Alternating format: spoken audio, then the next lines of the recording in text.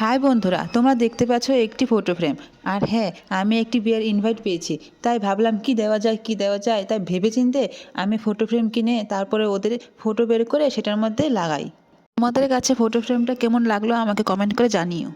তারপর আমি তাড়াতাড়ি বাড়ি গিয়ে রেডি হয়ে রানীদের বাড়ি যাই। তারপর রানীদের বাড়ি পৌঁছে দেখি রানী এখনও সাজাচ্ছে। সাজানি কমপ্লিট হলে আমরা বের হব। তারপর ও সাজানি কমপ্লিট হওয়ার পর আমরা বেরিয়ে যাই। তোমাদের তো বলাই হয়নি আমরা কোথায় যাচ্ছি। আমরা যাচ্ছি ঢাকসিতে।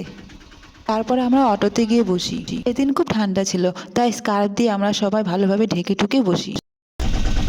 এখন বাজে 8:40। এত কুয়াশা ছিল কিছু দেখাই যাচ্ছিল না। তারপরে আমরা বিয়ে বাড়ি পৌঁছাই। তারপরে আমরা এক একজন অটো থেকে নামি।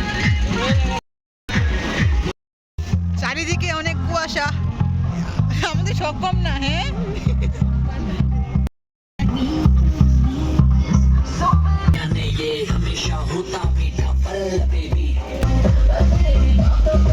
যার বিয়েতে আসি সে গিফট নিতে ব্যস্ত, তাই আমি ওর সঙ্গে দেখা না করে ভিতরে চলে যাই। ওর সঙ্গে পরে দেখা করব। সবাই কত সুন্দর সাজছে। এখানে ভূমিকা, সবাইকে খুব ভালো লাগতেছে।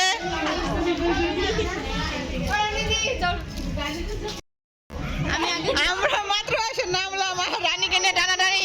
কাকে সাজাবে জানি না গো।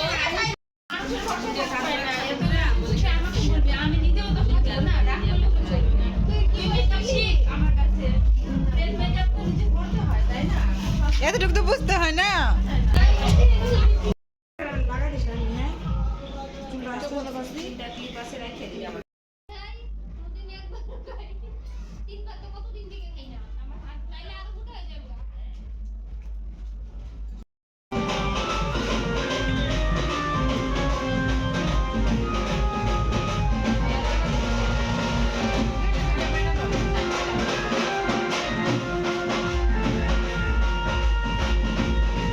রানী বিয়ে বাড়িতে ঢুকেই কাজ শুরু করে দেয়।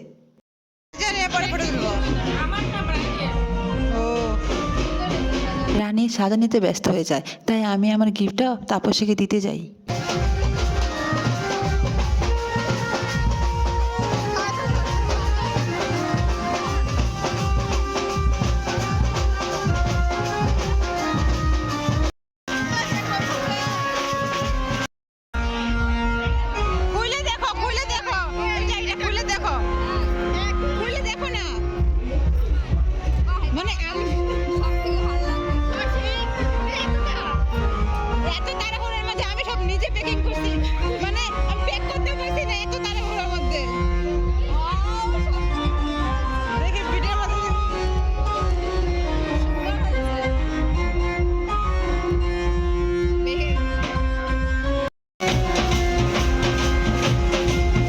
তাপসীকে গিফট দেওয়ার পর আমি আর ফাল্গুনি ফুচকা খেতে যাই।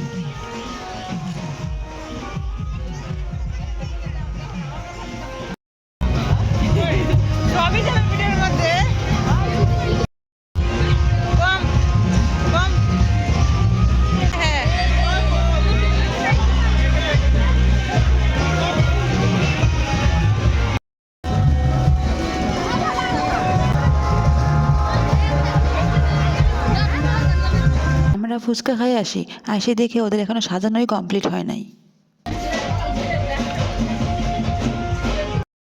বিয়ে বাড়িতে সোয়েটারটা পরলে মানায় না। ফ্রি হওয়ার পর আমরা যাই কফি খেতে। তারপরে আমরা কফি খাই।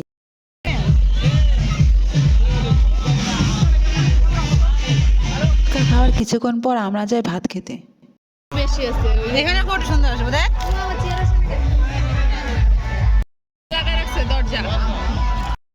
খাওয়া দাওয়া দিয়ে গেল গাইস, এখন আমরা খাবো গাইস। দিয়ে নে কিতা পাইছে আমার।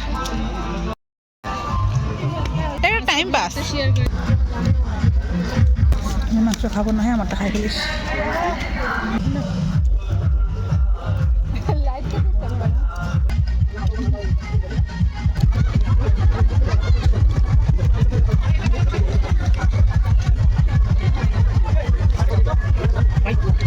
খাওয়া দাওয়ার কমপ্লিট করার পর রানী গেছে পান খেতে। আর রানীর সঙ্গে একটা মেয়ে দাঁড়িয়ে আছে, দেখো তোমরা লক্ষ্য করো।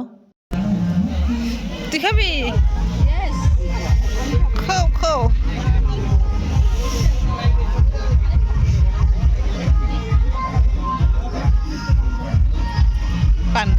চল দেখি আসে পরে দেখ পরে দিব নে ওর দিস একবারে ব্লগে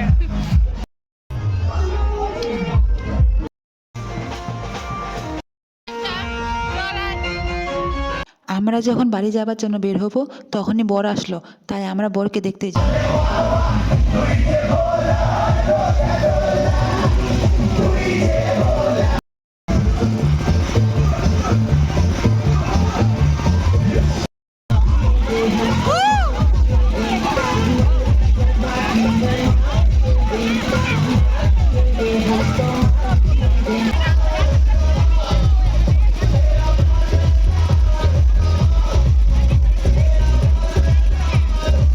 চারিদিকে কত কুয়াশা, কি কুয়াশা, একটুও কিচ্ছু দেখা যাচ্ছে না। কিভাবে যে যাবো বুঝেন না। আইয়ো মা, কিতনা কুয়াশা। জামাইয়ের গাড়ি থেকে গোলাপ ফুল চুরি। না করে গাইস, না করে। তাও করে নিলাম। গাড়িটা নিয়ে তোল। পর আমরা বাড়ি যাবার জন্য আবার অটোতে উঠি। আর চারিদিকে এত কুয়াশা ছিল কি বলবো। ওরাই তো আসে না এখনো। দেখো বরের গাড়ি থেকে আমরা এই ফুলগুলা চুরি করেছি। বাড়ি আসার পথে শামুকতলায় কীর্তন হচ্ছিল, আর সেখানে প্রদীপ পাল আসে, তাই সবাই মিলে আমরা প্রদীপ পালকে দেখতে যাই। আমি তো শিখবো। শুরু করো। শুনবেন ভালো করে। রামিয়া চণ্ডীদাসের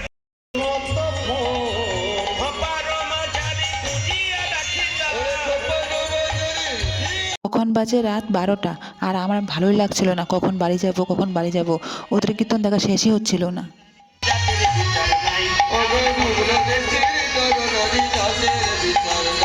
বন্যা দেখি নাই শুকনো পেতরাই এমন বন্যা দেখি